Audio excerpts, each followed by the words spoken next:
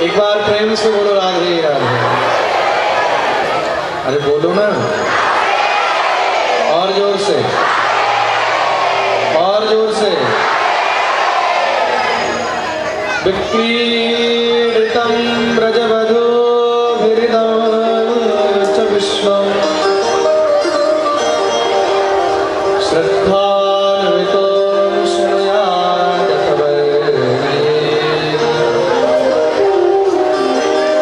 भक्तिं परां भगवती प्रतिलभ्यताम्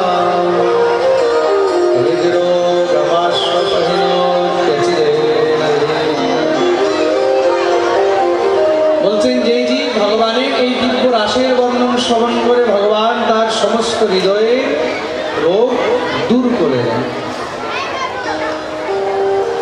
হৃদ রোগমাশ্রুপহীনোত্যচিরেণ ধীরঃ। খুব মন দিয়ে এদিকে পিছনে যে হাল্লা চিল্লা হচ্ছে একদম বন্ধ করাও। আমাদের ভলেন্টিয়ারগণ যত রয়েছে একদমই হাল্লা চিল্লা বন্ধ করে দাও। যারা এখানে কথা বলছে একদম এখান থেকে দূরে দাও, একদম দূরে করে দাও।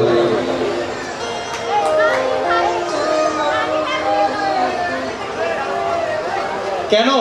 কেন কি এই রাস হলো ভগবানের হৃদয়ের কথা। খুব মন দিয়ে শুনবেন।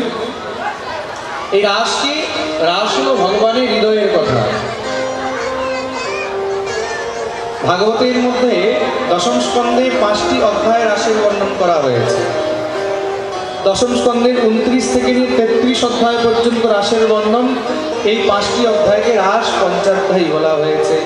আর এই রাস হলো ভগবানের প্রাণের কথা, আর এই 5টি অধ্যায় হলো ভগবানের প্রাণ।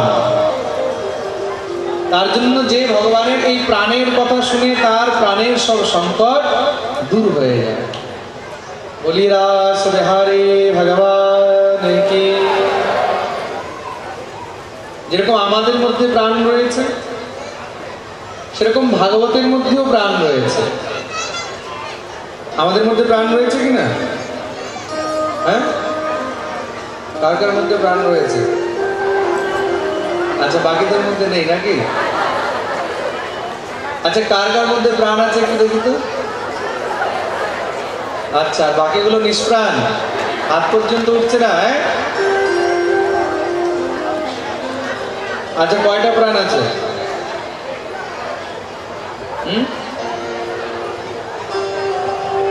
দুইটা, চারটা, 10টা, একটা, কয়টা? এক, তাই তো? কয়টা প্রাণ আছে? একটা, ঠিক না? পাক্কা? কনফার্ম? কে কে বলছে একটা প্রাণ আছে?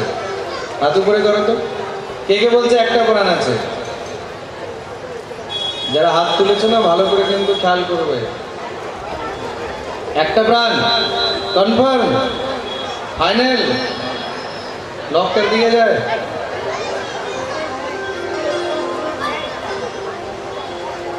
आपका जवाब बिल्कुल गलत। আমাদের সবার মধ্যে 5টি প্রাণ রয়েছে। কয়টি? 5, যাকে পঞ্চপ্রাণ বলা হয়। ইস মহারাজজি, কিছু শোনা শোনা মনে হচ্ছিল। কি মুশকিল বলো তো, কিরকম পাঠক মশাই সবসময় খালি খোঁচাতে থাকে। প্রেম সে বলো রাধে রাধে। এইগুলো হলো শেখার জিনিস, এইগুলোই তো হলো পাঠের থেকে আমরা পাবো। আমাদের মধ্যে কতটি প্রাণ রয়েছে? কতটি? 5। পঞ্চপ্রাণ বলা হয় না। তাই পঞ্চপ্রাণ কি কি? পান, অপান, ব্যান, সমান আর উদান। এই হলো পঞ্চপ্রাণ। মনে থাকবে এবার? আর মিস্টেক হবে না তো? জানি এইবার সবাইকে মনে থাকবে। এখন যদি কেউ জিজ্ঞাসা করে প্রাণ কতটি আছে, তখন কি বলবে? কিতনে? 5। 5টির নাম কি কি? পান, অপান, ব্যান, সমান আর উদান। তদ্রূপ ভগবানেরও এই পঞ্চপ্রাণ, এই 5টি রাসের অধ্যায়। বলিয়ে প্রাণ বল্লভ ভগবান কি।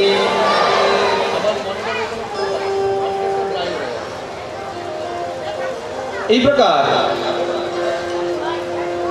দিব্য ভগবানের রাসের বর্ণন এখানে শ্রবণ করানো হলো। ভগবানের রাস পূর্ণ হয়েছে, সমস্ত সব এক এক করে ভগবান ব্রজলীলা কিন্তু গুছিয়ে নিচ্ছে। নন্দ যশোদা গোবিন্দকে বললেন, কানাই আমরা কিছুদিনের জন্য বাইরে যেতে চাই। কোথায় যাবে বাবা? আমরা তীর্থযাত্রা করতে যাব। তীর্থযাত্রা করতে এই বয়সে? নন্দরায় বললেন, বাবু তোমার জন্মের আগে আমরা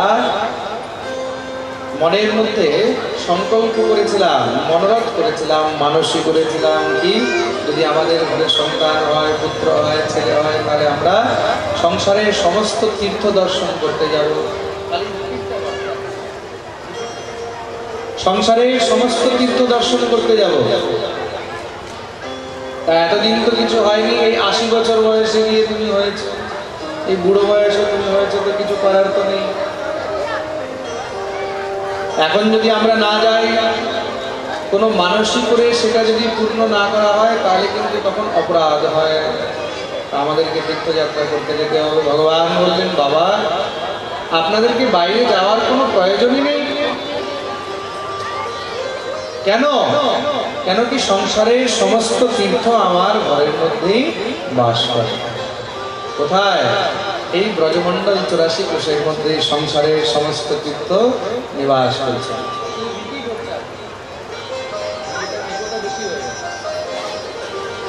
এই সংসারে সমস্ত তীর্থ এসে এখানে বাস করছেন। নন্দরায় বললেন তাহলে আমি কি করে বুঝবো? ভগবান বললেন চিন্তা করেন না বাবা, আমি নিজে তোমাদেরকে সমস্ত তীর্থ দর্শন করাবো। ভগবান মনে মনে সব তীর্থদেরকে আবাহন করে নিলেন। কেন? এই বয়সে যদি সব তীর্থে যায় তাহলে জীবিত ফিরবে কিনা তারও কোনো গ্যারান্টি নেই। সব তীর্থগণ ভগবানের আবাহন করতে এসে ব্রজের মধ্যে উপস্থিত হয়ে গেল। সমস্ত সব তীর্থ, কেদারনাথ, বদ্রীনাথ, রামেশ্বর, হরিদ্বার, রামঝুলা, লক্ষ্মণঝুলা সব এসে উপস্থিত হয়ে, গয়া, কাশী সব এসে উপস্থিত। ভগবান নন্দ যশোদার হাত ধরে ব্রজে 84 কোষ পরিক্রমা করালেন, দর্শন করালেন।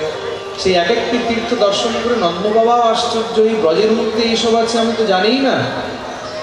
মানে কেদারনাথ দেখতে গেলে একদম কেদারনাথ, সেই পাহাড়। বদ্রীনাথ সেই বদ্রীনাথ, মাঝখানে আবার সেই তপ্তকুণ্ডের মতন সেই কুণ্ড রয়েছে, কি আশ্চর্য দেখার মতন। সেই হরিদ্বার, সেই গয়া, সেই কাশী সবকিছু রয়েছে সেখানে। সেই গঙ্গাসাগর, সেই কপিল মুনির মন্দির, ব্রজের মধ্যে এক একটি সব জিনিস সেখানে ভগবান আহ্বান করে 84 কোষ পরিক্রমা করিয়ে মাতা পিতাকে সমস্ত তীর্থ দর্শন করিয়ে দিলেন। সমস্ত সব তীর্থগণ ভগবানের কাছে এসে প্রার্থনা করছে, প্রভু আমরা যে এসেছি এখন কি হবে, এই জায়গাগুলো কি হবে? ভগবান বললেন চিন্তা করো না, এই পৃথিবীর মধ্যে যেই জীব এসে এই 84 কোষ পরিক্রমা করবে বা 84 কোষ ব্রজমণ্ডল দর্শন করে এই তীর্থে স্পর্শ করবে, সে সংসারের সমস্ত তীর্থ দর্শনের ফল প্রাপ্ত করবে। বলি ব্রজমণ্ডল ধাম কি।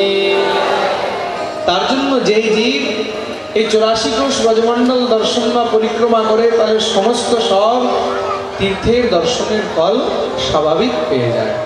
আমরা বিশ্বের সব তীর্থ দর্শন করতে পারি না বা পারবো না। তার জন্য যদি কদাচিৎ সমস্ত তীর্থ দর্শন না করতে পারি, তখন ব্রজ 84 কোষ দর্শন করলেই সব তীর্থের ফল সেখানেই পাওয়া যায়। আমাদের 84 কোষ যাত্রার মধ্যে অনেক ভক্তদের নাম নোটও হয়ে গেছে। আর বাকি যারা এখন যেতে চায় তারা ওইখানে সামনে কাউন্টার আছে, ওইখানে ভৈরব মণ্ডল বাবুর কাছে সবাই নাম নোট করিয়ে দিতে পারবে। 14 থেকে 21 ডিসেম্বর আমি বলেছিলাম যেইভাবে নন্দ যশোদা 84 কোষ দর্শন যাত্রা করেছে, এইভাবে আমরাও যেন দর্শন করতে পারি, ঠাকুরের কাছে প্রার্থনা করব। 7 দিন পর্যন্ত। দেখুন 84 কোষ পরিক্রমা 2 প্রকারে হয়। এক হয় পায়ে হেঁটে, পায়ে হেঁটে 1 মাসের সময় লাগে, আর এক হয় গাড়িতে। পায়ে হেঁটে তো আমার কাছে অত সময় থাকে না যে আমি পায়ে হেঁটে 1 মাস করাবো, তার জন্য আমাদের গাড়িতে হয়। আর বেশিরভাগ আমাদের যে ভক্তরা যায় ওরা আবার একটু সুখী টাইপের থাকে, একটু ভালো এসি গাড়ি টাড়ি থাকবে, সুন্দর ঘরটা থাকার ব্যবস্থা, খাওয়া দাওয়ার ব্যবস্থা, তার জন্য ব্যবস্থাও রাখা হয়। তা আমাদের 84 কোষ পরিক্রমা গাড়িতে হয়। তা যারা গাড়িতে যাওয়ার ইচ্ছুক তারা আমাদের সঙ্গে যেতে পারবে, যারা পায়ে যাওয়ার ইচ্ছুক পায়ে হেঁটে তারা অন্য জায়গায় যারা পায়ে হেঁটে নিয়ে যায় তাদের সঙ্গে যেতে পারবে। তা গাড়িতে যারা যাবে তাদের সবার জন্য স্বাগত রয়েছে, মোস্ট ওয়েলকাম। 84 কোষ যাত্রা দর্শন করুন, ব্রজ দর্শন করুন। সেই দিব্য আনন্দ যতক্ষণ পর্যন্ত দর্শন না হবে বোঝা যাবে। বলি বৃন্দাবন ধাম কি।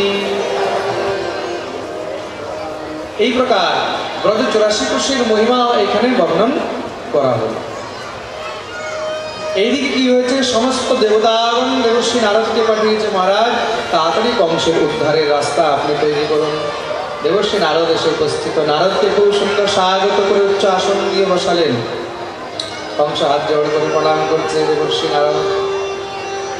কংস আবার নারদকে গুরু মানে তো, গুরুজি আর হঠাৎ করে আমার উপরে কৃপা করলেন, অনেক চিন্তা লেগে থাকে তোমার বেটা, কি করবো গুরুজি কিছু বুঝতে পারছি না। কি আর বুঝবে, তুমি নিজের শত্রুদেরকে এখনো পর্যন্ত মারতেই পারলে না, কিন্তু গুরুজি কি করে শত্রুদেরকে মারবো এখনো পর্যন্ত ঠিক ঠিক বুঝতেই পারছি না আমার শত্রুকে। দেবশ্রী নারদ বললেন যত অসুর পাঠিয়েছে কে মেরেছে? বলে ওই নন্দের 2 ছোড়া কৃষ্ণ বলরাম। তাহলে এখনো বুঝতে কিছু বাকি আছে? বলে শত্রু তো একজন হবে, কিন্তু ওরা তো 2 জনই পরম বলবান। দেবর্ষী নারদ বললেন, যাদেরকে তুমি নন্দের ছোড়া মনে করছো আসলে তারা নন্দের ছোড়া নয়, সেই দুইজন বসুদেবের পুত্র। আর সেই দুইজনই পরম বলবান, তারা দুইজনই তোমাকে মারার জন্য সামর্থ্যবান। সেই কি গুরুদেব, বসুদেবের পুত্র কি করে হতে পারে? সব কথা বলে দিলেন। এইভাবে রাত্রে বসুদেবের ঘরে সন্তান হয়েছিল, সেই নিয়ে গিয়ে সেখানে উপস্থিত করে যশোদার কাছে রেখে তার কন্যা নিয়ে আসে। আমার সঙ্গে এত বড় ছড় হয়েছে গুরুদেব, আমি এবার এদেরকে ছাড়বো। কিন্তু এখানে যতই অসুর পাঠাই, তারা তো মেরে ফেলে, কি করে মারবো? এবার শ্রী নারদ বললেন, শত্রুকে তার ঘরের মধ্যে গিয়ে মারা সম্ভব নয়, তাহলে শত্রুকে যদি সহজে মারতে হয় তাহলে নিজের ঘরে ডেকে নিয়ে আসে। কারণ নিজের ঘরের মধ্যে সবার বল বেশি হয়, তো তোমার ঘরে তোমার বল বেশি হবে, ওদের ঘরে ওদের বল বেশি হবে। এবার শ্রী নারদ তো বলে চলে গেলেন, নারায়ণ নারায়ণ নারায়ণ। নারদের তো কাজে একটুখানি বা দেশলাইটা জ্বালিয়ে দিয়ে ছেড়ে দিয়ে চলে যায়, বাকি এবার পিছনে কত জ্বলবে সেটা মহারাজ প্রেম সে বলে রাধে রাধে। আচ্ছা, এই সংসারের মধ্যে নারদের মতন অনেক লোক হয়, ওদের কাজ একটুখানি এরকম, কিন্তু অনেক জায়গাতে আছে। কি করবে? একটুখানি চট করে গিয়ে দেশলাইটা জ্বালিয়ে দিয়ে চলে যাবে, নিজে ওখান থেকে পার হয়ে যাবে, আর তোমরা জ্বলতে থাকো, প্রেম সে বলে রাধে রাধে। তা এইরকম মানুষ থেকেও সাবধান থাকতে হয়। নারদ তো চলে গেছে, এবার তো কংসের চিন্তা বেড়ে গেছে, সব অসুরদেরকে ডেকে ওইখানে একটু সভা ডেকেছে, কি করা যায় কি করা যায়। কেউ বুদ্ধি দিল, মহারাজ অতি শীঘ্রই আমাদের এখানে বিশাল বড় যজ্ঞ হতে চলছে। কিসের? ধনুষ যজ্ঞ। সাক্ষাৎ পরশুরাম কংসকে একটি ধনুষ দিয়েছিলেন, সেই ধনুষটিকে খুব সুন্দর যত্ন করে কংস নিজের কাছে রেখেছে, আর তার পুজো করা হয়। প্রতি বছর তার যজ্ঞ হয়, বিশাল মেলা লাগে। সেই যজ্ঞের মধ্যে বড় বড় সব বলবান রাজারা আসে। মহারাজ ধনুষ যজ্ঞের বাহানা করে কৃষ্ণ বলরামকে ডাকিয়ে নেন, আর সেখানেই তাদেরকে চারদিকে অসুরদেরকে দিয়ে ঘিরে মেরে ফেলা যায়। যুক্তিটা তো খুব সুন্দর, কিন্তু কৃষ্ণ বলরামকে আনতে কে যাবে? হ্যাঁ, অক্রূর থেকে উত্তম আর এই যদুবংশীদের জন্য অন্য কেউ প্রিয় লোক নেই, অক্রূরকে পাঠাতে হবে। অক্রূরকে ডাকালেন, সে অক্রূরজি মহারাজ এসে উপস্থিত। ভোজরাজ কি আদেশ? গচ্ছানন্দ ব্রজম তত্র স্বতাবান গদন্দুভে আসাতিকা বিহানেন রথেনা নয়মাচির। হে প্রভু, তুমি যাও ব্রজে গিয়ে সেখানে নন্দের ঘরে বসুদেবের যে দুই পুত্র রয়েছে,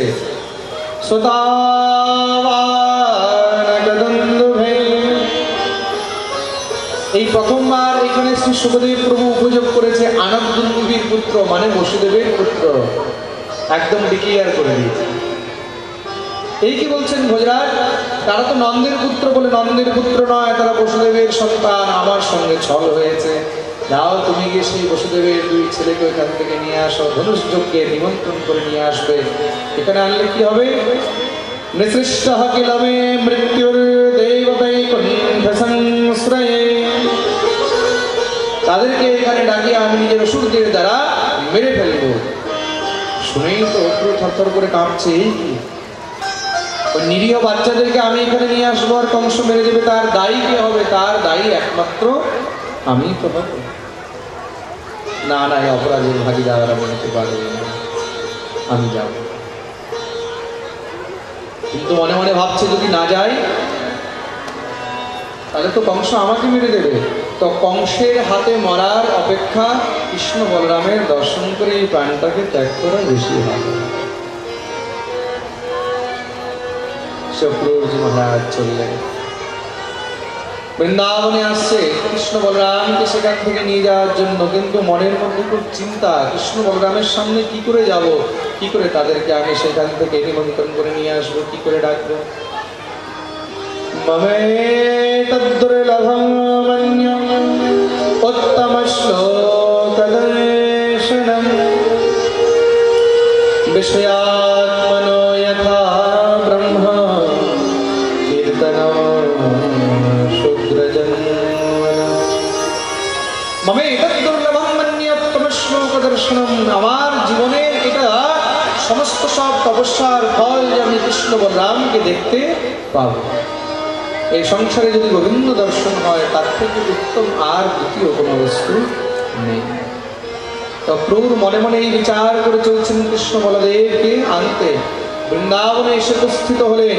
বৃন্দাবনে এসে সব থেকে আগে সেইখানে যখন নন্দ মহলের মধ্যে প্রবিষ্ট হয়েছে, অক্রুর সেখানে প্রবিষ্ট হতেই সব থেকে আগে গোষ্ঠ দর্শন করছে। খুব মন দিয়ে শুনুন, কি দর্শন করছে? গোষ্ঠ। গোষ্ঠ মানে গোশালা, যেখানে গোমাতা থাকে।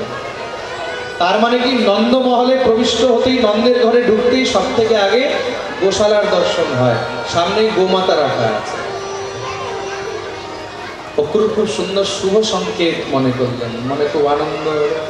কেন? আমরা যখন কোনো কাজে বেরোই, সে জায়গায় যদি গোমাতার দর্শন হয় তাহলে কিন্তু সেটা খুব শুভ হয়। খুব মন দিয়ে শুনে। কোনো যাত্রায় বেরোচ্ছি, কোনো কাজে বেরোচ্ছি, সেখানে যদি গোমাতার দর্শন হলো তাহলে সেটা শুভ। ঘর থেকে বেরোচ্ছি, ঘরে আসছি, যদি গোমাতার দর্শন, সেটাকে শুভ বলা হবে। মনে মনে খুব আনন্দিত হলেন। কেন? নিশ্চয়ই আমি যে কাজের জন্য এসেছি সেটা শুভ কাজ। তার জন্য আগেকার দিনে মানুষ ঘরের মধ্যে গরু অবশ্যই রাখত। আর বেশিরভাগ কিন্তু গরু উঠানের মধ্যেই বাঁধা থাকতো, বাড়ির সামনের দিকে, পিছনের দিকে নয়। আজকাল যদি কেউ গরু রাখে সবাই পিছনের দিকে রাখে। কেন? এসে যেন কেউ দেখতে না পারে গরু। ওরে বাপরে, গোবর দেখবে, গরু দেখবে। কিন্তু এখানে যারা বয়স্করা আছে তারা ভালো করে জানবে, আগেকার দিনে কিন্তু সবসময় গরু উঠানেই বাঁধা হতো, সামনে।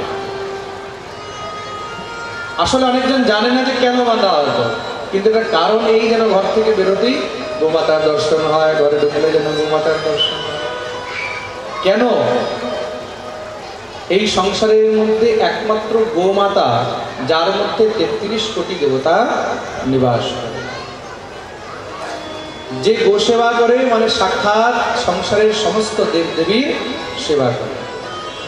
আমরা যদি দেবদেবীর পূজা না করতে পারি, শুধু গো সেবা করি, তাহলে কিন্তু সেটাই সব থেকে বড় সেবা। এই সংসারে গো সেবার উপরে দ্বিতীয় কোনো সেবা নেই।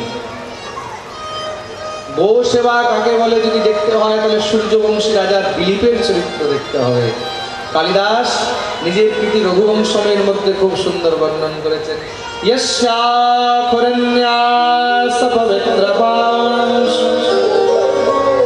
এখানে যদি কেউ সংস্কৃতের স্টুডেন্ট থাকে বা সংস্কৃতের মাস্টার থাকে, তারা নিশ্চয়ই রঘুবংশমের মধ্যে পড়েছে। রঘুবংশমের দ্বিতীয় শ্লোক, মা পাশলানাম ধুরিকীর্তনী মার্গম মনুষ্যেশ্বর ধর্মপত্নী শ্রুতের্বার্তম স্মৃতিরন্নগচ্ছত ইস্যা প্রণ্যা সপবিত্রপাংশুঃ। ভগবতী নন্দিনী বশিষ্ঠের গায়ে। দিলীপের ঘরে কোনো সন্তান হচ্ছে না। দিলীপ গুরুদেবের কাছে গেছে, গুরুজি আমার কোনো সন্তান হচ্ছে না। গুরুদেব বললেন, যাও তুমি গো সেবা করো। গো সেবা করলে কি হবে? বলে, গো সেবা করলে তোমার ঘরে নিশ্চয়ই সন্তান জন্ম নেবে। সে কি গো সেবার এত মাহাত্ম্য? বলছেন, হ্যাঁ। কার সেবা করবো? বশিষ্ঠের একটি গায়ে ছিল, নাম ছিল নন্দিনী, সাক্ষাৎ সুরভীর কন্যা। যাও তুমি নন্দিনীর সেবা করো। যদি তোমার সেবায় নন্দিনী প্রসন্ন হয়, তাহলে তোমার ঘরে পুত্র হবে। সূর্যবংশী চক্রবর্তী সম্রাট রাজা দিলীপ গো সেবা করেছেন। কিভাবে? নন্দিনী যে রাস্তা দিয়ে যায়, মহারাজ দিলীপ সেই নন্দিনীর পদচিহ্নগুলো, সেই খুর মাটির উপরে যে পড়ছে, সেই মাটি নিজের মাথার মধ্যে লাগাচ্ছে।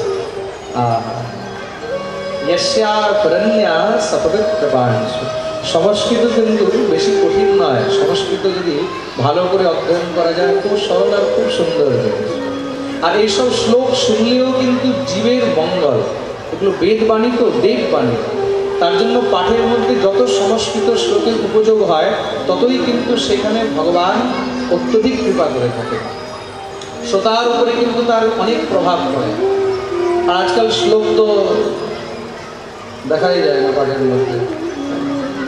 একজন অনেক বড় পাঠক আমি দেখছি টিভির মধ্যে লাইভ চলছে পাঠ, কোনো ভক্ত দাঁড়িয়ে ওখানে জিজ্ঞাসা করছে, মহারাজ आप कथा में एक भी श्लोक नहीं बोलते हैं। और उल्टो संगे संगे जवाब दिচ্ছে, हम उस श्लोक का बात कर रहे हैं, तुम श्लोक में पढ़ा है अभी तक, चुपचाप बैठो, चुप हो।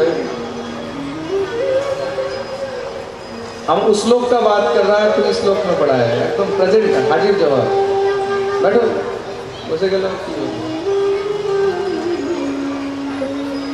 পাঠের একমাত্র সবাই হলো শ্লোক। যেই পাঠের মধ্যে শ্লোক নেই, খুব মন দিয়ে শুনবে, সেই পাঠ কিন্তু কখনো পূর্ণ হয় না। পাঠ কি? শ্লোকের ব্যাখ্যা। এটা কোনো গল্প নয়, কোনো গুজব নয়, কোনো ইতিহাস নয় যে সোজা শুনিয়ে চলে গেলাম। এক একটি জিনিসের ব্যাখ্যা, এটাই হলো পাঠ।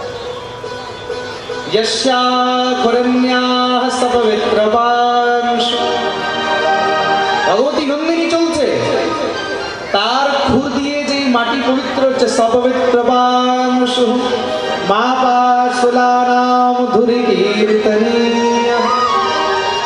রাজা দিলীপ পিছনে পিছনে চলছে, সেই পবিত্র ধুলাকে নিজের মাথার মধ্যে লাগাচ্ছে। আর তার পত্নী দিলীপের স্ত্রী, সে কি করছে?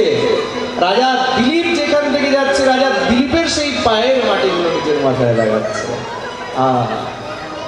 কেন? পতি যা ধর্ম করছে, সেই পতির যদি চরণ সেবা পত্নী করে, তাহলে সেই সমস্ত সব পুণ্য সেখানেই পত্নী পেয়ে যায়। প্রেম সে বলো রাধে। আরে বলো না, बोलो ना, बोलो ना, और जोर से, और जोर से, और जोर से। যারা ভিআইপিরা একদম চুপচাপ হাত বেঁধে বসে আছে, দুটো হাত উপরে করে জয় শ্রী রাধে। তার জন্য গো সেবা এই সংসারের সব থেকে বড় সেবা। তার জন্য ঘরের মধ্যে গোমাতা অবশ্যই রাখা উচিত। আজকাল তো গোমাতা রাখার জায়গা আছে ঘরের মধ্যে গোমাতা রাখার। আচ্ছা, একটা জিনিস কিন্তু, গোমাতা রাখার জায়গা নেই, কিন্তু কুকুর রাখার জায়গা খুব ভালো আছে। প্রায় ঘরের মধ্যে কুকুর এখন দেখবে। ওরে বাবা, কুকুর মানে সেই কি কুকুর! কুকুর গরুর গোবর উঠাতে লজ্জা করে, আর কুকুরকে বিছানার মধ্যে নিয়ে ঘুমাচ্ছে। আমি নিজের চোখে দেখেছি এরকম। হ্যাঁ, আমি এক বাড়িতে গেছি, এক ভক্ত বাড়িতে নিমন্ত্রণ হয়, তো যেখানে যায় সেখানে ভক্তরা, মহারাজজি একটু আমার ঘরে পদগুলি দেবেন। আজকেও যেরকম এখানে অনেক ভক্তদের বাড়ি গেছি, হ্যাঁ, কালকেও পরশু, এগুলো লেগেই থাকে। এক ভক্তের বাড়িতে গেছে, সেখানে দেখছি কুকুর বিছানার উপরে বসে আছে। আমাকে যখন বসতে দিচ্ছে, আমি বসবো, আমি একদম বসবো না। কুকুর বিছানায় বসে, তার মানে যেখানে আমি বসবো সেই জায়গায়, সব জায়গায় বসে কুকুর। খুব মন দিয়ে শুনবে, কিন্তু কুকুর পোষা কিন্তু খারাপ নয়, কিন্তু যদি কুকুর ঘরের ভিতরে ঢোকে, শাস্ত্র বলছে যে শ্বান মানে কুকুর, শ্বান যদি কোনো সময় বিছানার উপরে উঠে যায়, মানে কুকুর যদি বিছানায় বসে, বিছানায় উঠে, সেই বিছানায় যে ঘুমাবে, সেই বিছানায় যে বসবে, সে কখনো জীবনে সুস্থ থাকবে না। সেই ঘরের মধ্যে সবসময় রোগ ব্যাধি লেগেই থাকবে। এটা একদম মানে অকাট্য সত্য, একদম প্র্যাকটিক্যাল করে দেখে নেবে। আমি চ্যালেঞ্জ দিয়ে বলতে পারি, যার ঘরের মধ্যে কুকুর বিছানায় ঘুমায়, তার ঘরের মধ্যে কখনো রোগ ব্যাধি বন্ধ হবে না। রান্নাঘরের মধ্যে যদি কুকুরের একটি চুল পর্যন্ত চলে যায়, সেই পুরো ঘর ধুয়ে পরিষ্কার করতে হয়। অন্যথা সেই স্পর্শ রান্না খেলে, বা কুকুরের শোঙা রান্না খেলে, বা কুকুরের ছোঁয়া রান্না খেলে নরক যেতে হয়। কিন্তু আজকাল আমি দেখছি, এদিক দিয়ে খাচ্ছে, এদিক দিয়ে কুকুরকে খাওয়াচ্ছে। গোমাতার সেবা করার সময় নাই, গোবর উঠাতে বন্ধ করে, আর কুকুর। হ্যাঁ, কিন্তু একটা জিনিস মনে রাখবে, যতই তুমি কুকুর সেবা করো, গোমাতার গোবর উঠালেও কিন্তু তোমাকে ঘৃণা হবে না। কিন্তু কুকুরের একবার উঠিয়ে দেখুন, প্রেম সে বলো রাধে রাধে। আচ্ছা দেখো, আগে মানুষ গরু পুষতো, গো সেবা করতো, গরুর সঙ্গে থাকতো, তাহলে কি হতো? সবাই বলতো একদম গরুর মতন স্বভাব, একদম গরুর মতন স্বভাব। আর আজকাল কুকুরের সঙ্গে থাকে তো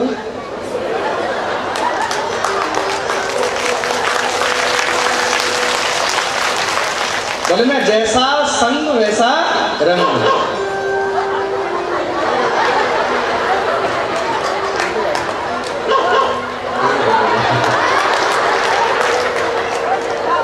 দেখো, সবুজ রঙের সঙ্গে ঘষা দেবে, তাহলে কোন রং উঠবে? সবুজই তো উঠবে। লালের সঙ্গে ঘষা দেবে, লাল উঠবে। হলুদের সঙ্গে ঘষা দেবে, হলুদ উঠবে। তো গরুর সেবা করবে, গরুর মতন স্বভাব হবে, আর কুকুরের সেবা করবে, কুকুরের মতন স্বভাব। তার জন্য আমাদেরকে এই সংস্কার পরিবর্তন করতে হবে, গো সেবা করা। বলছেন, যেই ঘরের মধ্যে নিত্য গোমাতার জন্য অন্ন বার করা হয়, গোমাতার জন্য গোগ্রাস বার করা হয়, সেই ঘরের মধ্যে কখনো কিন্তু কোনো প্রকারের বিকার হয় না, মানে বুদ্ধিভ্রষ্ট হয় না। তার জন্য আমাদের প্রাচীন যুগ থেকে কিন্তু ঘরের মধ্যে যখন রান্না হতো, তা রান্নার মধ্যে প্রথম গ্রাসই বলা হতো গোগ্রাস। বলা হয় কি না? প্রথম গ্রাস গোগ্রাস, মানে গোমাতার জন্য। প্রথম রুটি হলো গোমাতার জন্য। অন্ন রান্না হয়েছে, তা প্রথম হাতা গোমাতার জন্য বার করে রাখে। কিন্তু আজকাল করি আমরা, হ্যাঁ, রান্না যখন করি সব থেকে প্রথম হাতা কাকে দিই? নিজের পতিদেবকে। আচ্ছা, এর পিছনেও কিন্তু অনেক বড় তর্ক রয়েছে। কেন? বলে গরু তো খুঁজে পাচ্ছি না। প্রেম সে বলো রাধে রাধে। বেচারাকে গরু বানিয়ে বলে প্রথম হাতা গরুর নামে। আচ্ছা, ঘরের মধ্যে রান্না করলে কি হয়? প্রথম হাতা গরুর নামে, প্রথম রুটি গরুর নামে, আর সব থেকে লাস্ট বলছে লাস্ট কুকুরের নামে। আর আজকাল দেখবে যারা নববধূ, তাদের এত সুন্দর স্টাইল, যখন রুটি বানাবে সব থেকে লাস্টের রুটিটা একদম ছোট করে বানাবে, এটা আমি খাবো, মানে বুঝে যাও। প্রথমটা গরুর জন্য আর লাস্টেরটা প্রেম সে বলো রাধে রাধে। আচ্ছা দেখো, একটা কথা বলি, ভাইরা কিন্তু একটু মন দিয়ে শুনবে। বিয়ের আগে কিন্তু সবাই মানুষ থাকে, আর বিয়ের পরে সবাই গরু হয়ে যায়। হ্যাঁ, আচ্ছা ঠিক বলছি কিনা? যারা ভুক্তভোগী আছে একটু হাতে করে প্রেম সে বলো রাধে। আরে এই জিনিসটা আমি জানতাম না, কিন্তু যেদিন নিজে মণ্ডপে বসেছি ওই দিন বুঝে গেছে। হ্যাঁ, পুরোহিত মন্ত্র বলছে,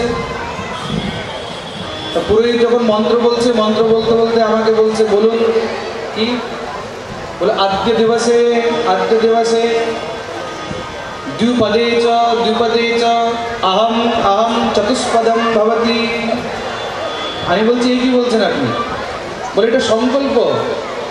আচ্ছা, আমি তো সংস্কৃত পড়েছি, বুঝতে পারছি।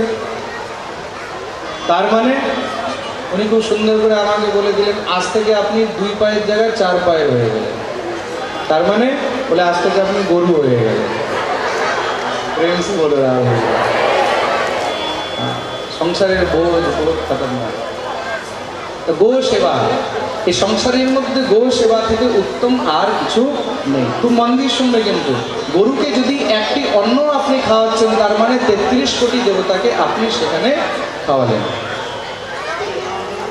তার জন্য যদি ঘরে গোসেবা না করতে পারেন, যেখানে গোশালা হয় সেখানে গোসেবার নিমিত্তে দান অবশ্য করা উচিত। খুব মন দিয়ে শুনবে কিন্তু, এই সংসারের মধ্যে কিছু দান আছে যেগুলো অনেক শ্রেষ্ঠ দান। সব থেকে প্রথম হলো গোদান, তারপরে দ্বিতীয় হলো অন্নদান। অন্নদান মানে কাউকে খাওয়ানো। কেন? এটা হলো প্রত্যক্ষ দান, একদম পেটের মধ্যে যাচ্ছে। তো তোমার দেওয়া অন্ন যদি কারোর পেটে গিয়ে তার উদরকে তৃপ্তি করে, তার থেকে বড় পুণ্য আর কিছু হতে পারে? আর তৃতীয় হলো ঔষধ দান। কোনো রুগী যে অসমর্থ, তাকে যদি তুমি ওষুধের ব্যবস্থা করে দাও, তাহলে তার থেকে বড় আর এই সংসারে আর কিছু নেই। গোদান, তারপরে হলো অন্নদান, তারপরে ঔষধি দান, আর এই তিনটির পরে কি তারপরে হচ্ছে জ্ঞান দান, বিদ্যাদান। তো মন দিয়ে শুনবে, বিদ্যাদান কিন্তু সংসারের মধ্যে শ্রেষ্ঠ দান। তার জন্য যত পারো তত এইসব বস্তুর মধ্যে দান অবশ্য করতে থাকা উচিত। রাধারানী কৃপায় অনেক ভক্তরা বিগত 3-4 বছর ধরে আমাকে বলতো যে মহারাজজি আপনি কিছু একটা করুন করুন করুন। এই বছর 2019-এ আমরা একটা ট্রাস্টের গঠন করেছি, শ্রী ভাগবত ভক্তি ট্রাস্ট। ওই ট্রাস্টের মাধ্যমে একটা ছোটো মোটো আশ্রমের সংকল্প রাখা হয়েছে, বেশি কোনো বড় না। ওই আশ্রমের মধ্যে শুধুমাত্র 2টি আমাদের সেবা কার্য চলবে, এক অন্নক্ষেত্র আর দ্বিতীয় ঔষধালয়, মানে ফ্রি চিকিৎসালয়। আর ভগবত কৃপায় 24 মার্চ থেকে আমাদের ফ্রি চিকিৎসালয় শুরু হয়ে গেছে। বৃন্দাবনে এখন ফ্রি চিকিৎসালয় চলছে আমাদের, আর সেই চিকিৎসালয় আপনাদের সবার সহযোগেই চলছে। তা আমাদের চিকিৎসালয় তো আরম্ভ হয়ে গেছে, বাকি আশ্রম হতে তো অনেক সময় লাগবে, কেন কি প্রচুর খরচ রয়েছে, সেটা তো লাখ লাখ টাকার ব্যাপার। কিন্তু এই চিকিৎসালয়ে যেন গরিবদের এইভাবে সেবা হতে থাকে, তার মধ্যে আপনারা যত সহযোগ করতে পারেন ততই কিন্তু আমাদের সেটা কাজে লাগবে। তা সেই চিকিৎসালয়ের মধ্যে আপনারা মুক্ত হস্তে সহযোগ করবেন। আমাদের এখানে সাঁথিয়া থেকে যে ভক্তরা এসেছিলেন ওদের অনেক সহযোগ হয়েছে, তা তাদের সহযোগ থেকে এটা আরম্ভ হলো। আস্তে আস্তে এখন যেখানে আমি যাচ্ছি সব জায়গায় ভক্তদের সহযোগ পাচ্ছি। আর একটা এটার মধ্যে বিচার করা হয়েছে, প্রথম সহযোগের মধ্যে কেউ 500, 1000, 2000 এরকম করে দিচ্ছিল, বা এখনও দিচ্ছে, যার যেরকম সামর্থ্য সে সেরকম দেবে। আমি বলে দিচ্ছি আমাদের ট্রাস্টিগণকে, কেউ যদি 100 টাকা দেয় সেটাও নেবে, আর তাদেরকে রসিদ দেবে। আমাদের এখানে ট্রাস্টের যে কাউন্টার আছে, আপনারা এখানে সহযোগ করতে পারবেন, কিন্তু যে এখানে দান করবে তারা কিন্তু রসিদ অবশ্যই নেবেন, কেন কি এটা ট্রাস্টের বিষয়। আর সব থেকে বড় কথা, আমাদের এই ঔষধালয় যেন আজীবন চলতে থাকে এরকম নয়, যতদিন আমি পাঠ করছি ততদিন তো আমি চালিয়ে নেবো, কিন্তু যেদিন আর পারবো না বা আমি থাকবো না সেদিন কী করে চলবে। তার জন্য এটার মধ্যে ওষুধালয়ের একটা লাইফ টাইম মেম্বার রাখা হয়েছে, তাতে যদি কেউ নাও থাকে এই ওষুধালয় যেন চলতে থাকে, নিঃশুল্ক, একদম ফ্রি অফ কস্ট, পুরো মাস চলে, সপ্তাহে শুধু একদিন ছুটি থাকে। হোমিওপ্যাথিক ওষুধালয় চলছে, আর সঙ্গে অন্নক্ষেত্র চলবে। এই আশ্রম যখন চিকিৎসালয়টা চালু হয়ে গেছে, যখন আশ্রম হবে তখন অন্নক্ষেত্র চালু হয়ে যাবে। তার জন্য একটা মিনিমাম 21,000 টাকা মেম্বারশিপ রাখা হয়েছে। তো যারা মেম্বারশিপ নিতে চায় তাদের জন্য মোস্ট ওয়েলকাম। আর যাদের যা সামর্থ্য ওষুধের জন্য যারা যা দান করতে চায়, আজকাল 2 দিন এখানে আমরা আছি, আমাদের সব ব্যবস্থা হয়ে গেছে এখানে, আপনারা এখানে সহযোগ করতে পারবেন। কে কে সহযোগ করবে একটু দেখি তো। বাহ, খুব সুন্দর। যদি এখানে 10টা হাত উঠতো তাও মনে করতাম অনেক। যতটুকু পারবে, যার যত সামর্থ্য আছে, এখানে কোনো কার প্রতি কোনো বাধ্যতা নেই, যার যতটুকু সামর্থ্য হয় অবশ্যই করবেন, তাতে যেন আমাদের আরও ব্যবস্থা হয়। কালকে আমার কাছে আমাদের ট্রাস্টের ম্যানেজারের ফোন এসছে, দিল্লি থেকে খুব আরও ওষুধ নিয়ে আসা হয়েছে, খুব পেশেন্টও হচ্ছে। আপনারা বৃন্দাবনে গেলে সেটা দেখতেও পাবেন নিজের চোখে। বলি বৃন্দাবন বিহারী লাল কি। অক্রূরজি মহারাজ গোমাতার দর্শন করে আগে যখন ঘনিষ্ঠ হলেন, কৃষ্ণ বলরামকে দর্শন করেছে দেখে সঙ্গে সঙ্গে চরণে নিয়ে প্রণাম করেছেন।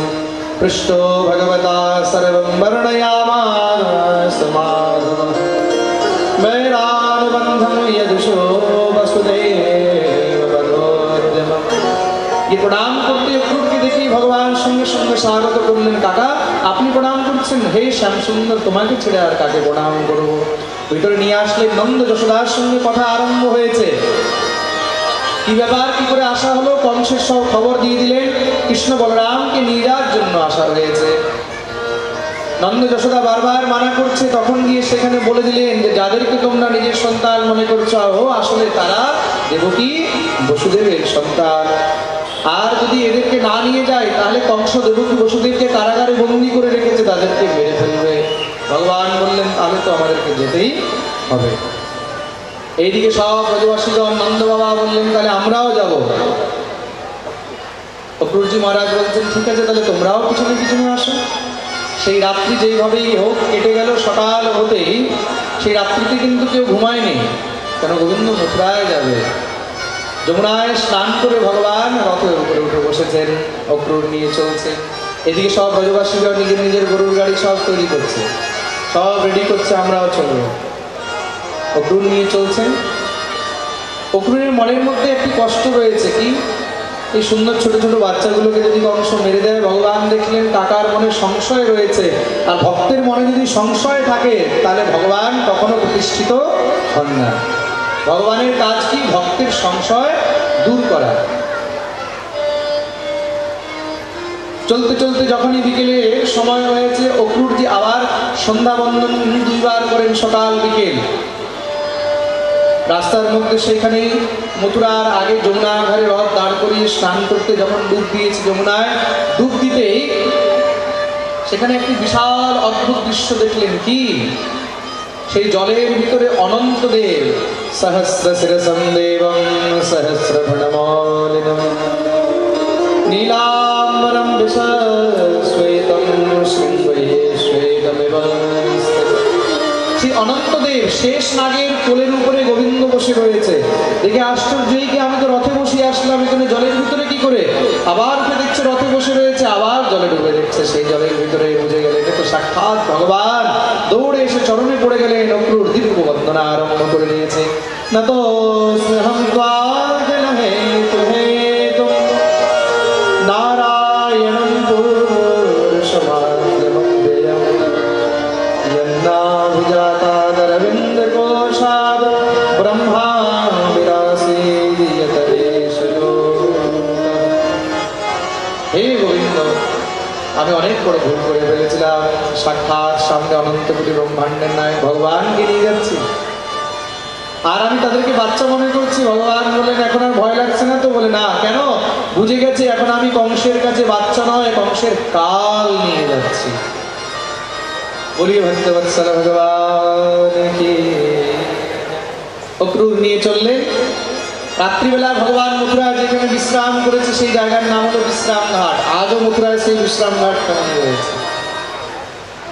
সকাল হলো, এদিকে সব রাখাল বালকরা সব এসে উপস্থিত হয়ে গেছে। যমুনা স্নান করে ভগবান এবার মথুরা ঘুরতে বেরিয়েছেন। যজ্ঞশালায় যাবেন, ধনুষ যজ্ঞ হচ্ছে।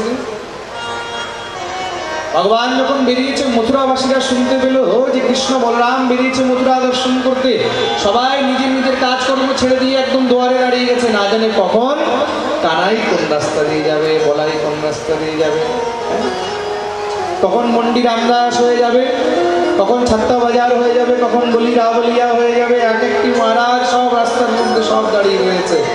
চারদিকে এত ভিড় রাস্তার মধ্যে দেখে রাখাল বালকদের মনে সংকোচ হচ্ছে। কানাইকে বলছে, কানাই একটু কথা বলবো। বলে কি? দেখ না সবাই আমাদের দিকে কিভাবে তাকাচ্ছে, আমাদেরকে দেখতে মনে হয় কিছু বাজে বাজে মনে হয়। এসব শহরের লোক তো, মথুরা নগর শহরের লোক খুব সুন্দর, একদম ফিটফাট থাকে, চমক দমক কাপড় সুন্দর একদম। আর এটা গ্রামের গোয়ালা গরু চড়ায়, সে নোংরা টোংরা কাপড়, একটু ফাটা ছেঁড়া হয়েছে। কানাই শুনেছি তোর মামার বাড়ি ভোজরাজ কংস, তোর মামা, তা তোর মামার ঘরে এসেছে, একটু ভালো যদি কাপড়ের ব্যবস্থা করে দিতিস তাহলে খুব ভালো লাগতো। ভগবান বললেন চলো দিদি। ওখান থেকে চললেন ধোবির কাছে। ধোবিঘাটের মধ্যে খুব সুন্দর কাপড় সেখানে ছড়ানো রয়েছে। ভগবান গিয়ে সেখানে যে প্রমুখ ধোবি তার কাছে গিয়ে উপস্থিত, বলছে মামাজি প্রণাম।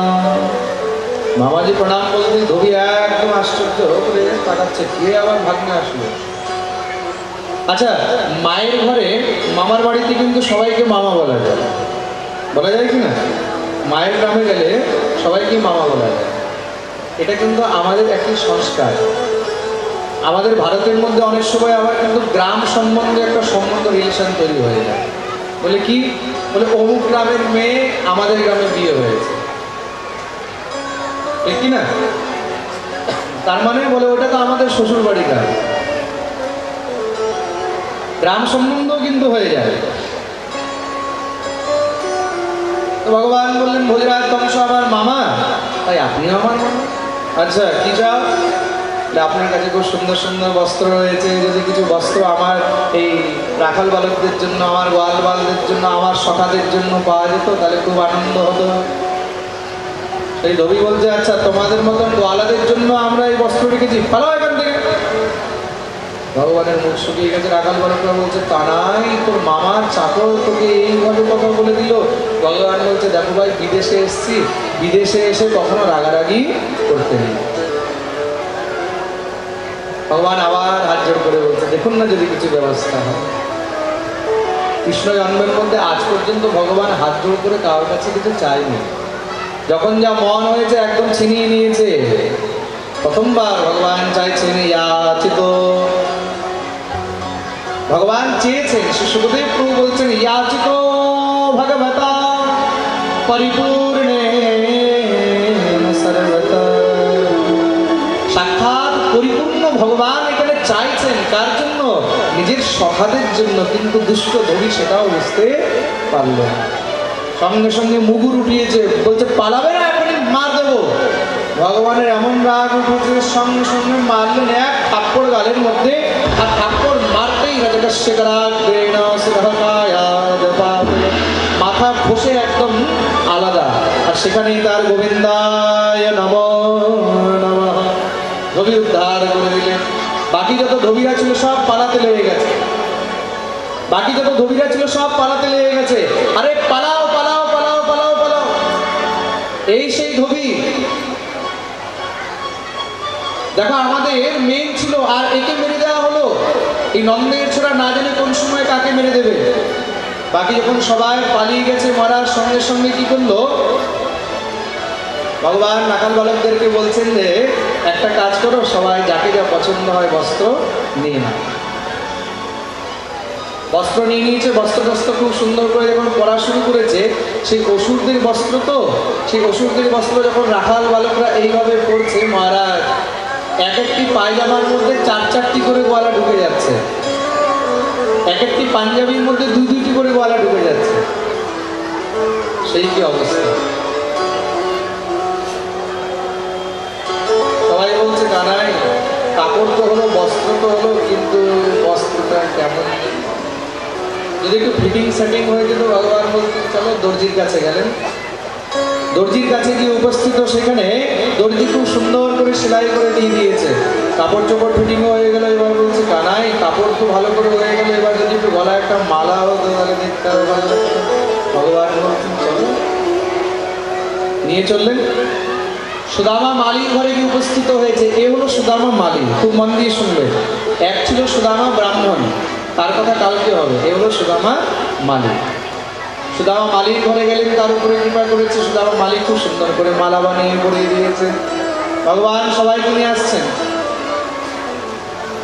রাখাল বালকরা বলছে, কানাই কাপড়ও হয়ে গেল, মালাও হয়ে গেল, যদি এবার মাথায় একটু চন্দন হতো তাহলে আরো দেখতে ভালো লাগতো। ভগবান বলছেন, আচ্ছা তোমাদের তো দেখছি ডিমান্ড আস্তে আস্তে বেড়েই যাচ্ছে। তো বাংলায় একটা কথা আছে না, আসতে দিলে বসতে চায়, বসতে দিলে খেতে চায়, এবার খেতে দিলে শুতে চায়। তো বলছে আস্তে আস্তে তোমাদের তো দেখছি ডিমান্ড বেড়ে যাচ্ছে। কাপড় হয়ে গেল, ফিটিং হয়ে গেল, মালা হয়ে গেল, এবার চন্দন যাবে। না না, একটুখানি আমরা বলছি যদি হতো। ভগবান বললেন, চলো দেখি। আগে যখন বেরিয়েছেন, এখানে গিয়ে দেখছে খুব সুন্দর চন্দনের সুগন্ধ আসছে রাস্তা দিয়ে। ভগবান দৌড়ে গেলেন, কি ও হো, 3 জায়গা থেকে টেরি একটি কুবজা চন্দন বসে নিয়ে যাচ্ছে। ভগবান দৌড়ে তার কাছে গিয়ে উপস্থিত হয়ে বলছেন, ও সুন্দরী। সুন্দরী বলতেই কুবজা সঙ্গে সঙ্গে তাকিয়েছে। সুন্দরী আবার কে কাকে বলছে? যখনই তাকিয়েছে সুন্দরী কে কাকে বলছে, দেখছে চারদিকে আর তো কেউ নেই, সামনে এক শ্যাম সুন্দর আর আমি। কুবজা আবার নিজের মনে চলছে। ভগবান বলছেন, হ্যাঁ হ্যাঁ তোমাকেই বলছি সুন্দরী। এমন রাগ উঠেছে মনে হচ্ছে 14 গোষ্ঠী উদ্ধার করে দেবে এখন। কিন্তু যখনই গোবিন্দের মুখের দিকে তাকিয়েছে, সব একদম রাগ শান্ত হয়ে গেল। সেই মদন মোহনের মুখ দেখে, সেই শ্যাম সুন্দরের মুখ দেখে কার আর রাগ থাকে? কুবজা হাসতে হাসতে বলছে, শ্যাম সুন্দর তুমি কি আমার পরিহাস করছো, আমার ব্যঙ্গ করছো? হ্যাঁ, দুনিয়া আমাকে কুবজা বলে, কুরুপা বলে, আর তুমি আমাকে সুন্দরী বলছো? ভগবান বললেন, দেখো সংসারের মানুষ বাইরের সৌন্দর্যতা দেখে, আর আমি অন্তরের সৌন্দর্যতা দেখি। আর দেখো তুমিও টেড়ি, আমিও টেড়া। আরে টেড়া যদি টেড়িকে সুন্দরী বলে দেয় তাহলে তার মধ্যে কোনো গজব নেই। কোথায় তো সেখানে কুবজা ভগবানকে বকাবকি করবে, আর হাসতে লেগে গেছে। আচ্ছা, তো মিষ্টি মিষ্টি কথা বলছে কেন বলো? ভগবান বলছেন এই চন্দন কার জন্য নিয়ে যাচ্ছ? তাহলে মূল কথা হলো চন্দন। এই সংসারের স্বার্থ ছাড়া কেউ কখনো কাউকে প্রীতি করে না। দাস্যসমহং সুন্দরকং সসম্মতা ত্রিবক্রনামায়নুলেপকর্মণি মদ্ভাবিতং ভোজপতের প্রিয়ম বিনায়বাম কন্যতমস্তদর্হতি। দাস্যসমহং সুন্দরকং সসম্মতা, আমি হলাম কংসের রাজদাসী, আমার নাম সৈরন্ধ্রী। আর ভোজরাজ কংস আমার হাতের ঘষা চন্দন ছাড়া অন্য কার হাতে পড়ে না। ভগবান বললেন একটু চন্দন আমাকে দেবে? কুব্জা তো শুনেই আনন্দিত হয়ে গেছে। শ্যাম, এই চন্দনের জন্য তোমার থেকে বড় উপযুক্ত আর কাকে পাবো? তুমিই তো একমাত্র উপযুক্ত। সঙ্গে সঙ্গে ভগবানকে চন্দন লাগিয়ে দিলেন। সব রাখাল বালকরাও সেই চন্দন প্রসাদী পেয়েছে। ভগবান কুব্জাকে বললেন চোখ বন্ধ করো। চোখ বন্ধ করতে ভগবান নিজের চরণ দিয়ে কুব্জার পাগুলোকে চাপা দিয়েছে। কেন? ভগবান সুন্দরী বলেছে, সুন্দরী করতেও তো হবে। দেখতেই দেখতে ভগবান তার ঠড়িটা ধরে জোরে যখনই টান মেরেছে, মারতে একদম 3 জায়গা থেকে সেই পেড়ি কট কট কট করে একদম সোজা হয়ে গেল। দেখতেই দেখতে এত সুন্দর লাগছে, নিজেকে আর চিনতে পারছে না। জয় জয় কাজ শুরু করে দিয়েছে, বলিয়ে শ্যাম সুন্দর ভগবান। ভগবান সুন্দরী বলেছে আর সুন্দরী করেও দিয়েছে। বলে ভগবান টেড়া কি করে? ভগবান যে বলছে টেড়া, বলছে হ্যাঁ, এক জায়গা থেকে নয় ভগবান 3 জায়গা থেকে টেড়া। জানেন তো কি করে? সব থেকে আগে ভগবানের চরণ বাঁকা, তাই তো? প্রথমে কি? চরণ বাঁকা, তারপরে কমর বাঁকা, আর কমরের পরে এবার ঘাড় বাঁকা। ত্রিভঙ্গ ভঙ্গে মারুপম বেণুরঙ্গকরবল্লভম, 3 জায়গা থেকে বাঁকা। তার জন্যই তো তার নাম হলো বাঁকে বিহারী। বলি বাঁকে বিহারী লাল কি জয়। আমাদের বৃন্দাবনের মধ্যে ভগবান বিরাজমান রয়েছেন কি রূপে? বাঁকে বিহারী। তো ওইখানেও বাঁকা আছে, এখানেও বাঁকা আছে। কোথায়? আপনাদের বাংলার মধ্যেও কিন্তু বাঁকা রয়েছে। কোথায়? বীরচন্দ্রপুর, নাম হলো বাঁকা রায়। খুব মন দিয়ে শুনবে কিন্তু। বাংলাভাষীরা কিন্তু পশ্চিমবঙ্গবাসীরা বহুত ভাগ্যবান। কেন? এখানে আমার গৌর রয়েছে, এখানে আমার নিতাই রয়েছে, এখানে আমার বাঁকা রায় রয়েছে।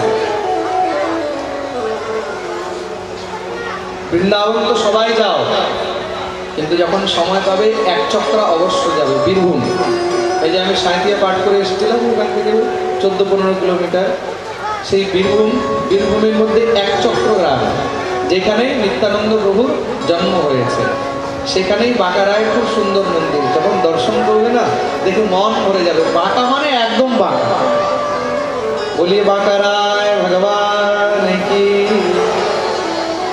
গোবিন্দের হাত ধরে টানতে লেগে গেছে কুব্জা, বলে আপনাকে আমার ঘরে যেতে হবে। ভগবান বলছে কেন? বলে না, যেতেই হবে। ভগবান বলছে না না, অনেক কাজ আছে। কুব্জা বলছে না, তোমাকে আমি ছাড়বই না। কেন, কি হয়েছে?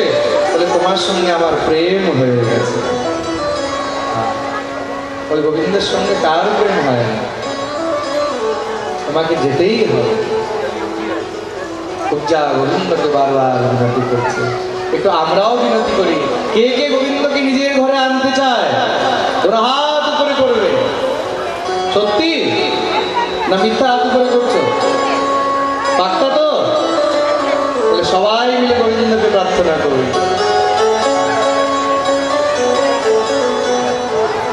मैंने बांध लिया, ओ मैंने बांध लिया, मैंने बांध लिया, ओ मैंने बांध लिया, मैंने बांध लिया प्रेम वाला कंगना, मैंने बांध लिया प्रेम वाला कंगना।